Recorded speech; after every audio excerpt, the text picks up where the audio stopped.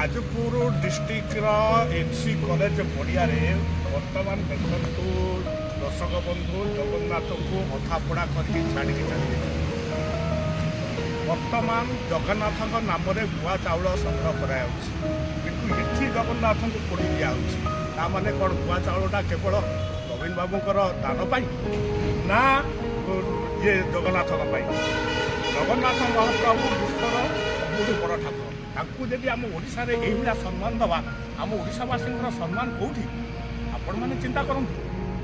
ଆଜି ଭୋଟ ପାଇଁ ବିଜେଡି କ'ଣ ନାହିଁ କ'ଣ କରୁଛି, କିନ୍ତୁ ସେସବୁ ଜଗନ୍ନାଥଙ୍କ ନାଁରେ ଚାଉଳ ଗୁଆ ମାଗିକି ଜଗନ୍ନାଥଙ୍କୁ ପୋଡ଼ି ଦେଉଛି। ଆପଣମାନେ କ'ଣ ଭାବୁଛନ୍ତି? ଆମେ 2024ରେ ଜଗନ୍ନାଥଙ୍କୁ ଭୋଟ ଦେବା ନା ନବୀନ ପଟ୍ଟନାୟକଙ୍କୁ ଭୋଟ ଦେବା? ତେଣୁକରି ଆମେ ଯଦି ସତରେ ଜଗନ୍ନାଥ ପ୍ରେମୀ ହେଉଥିବା, ତେଣୁ ଆପଣ ନିର୍ଣ୍ଣୟ ଆପଣ 2024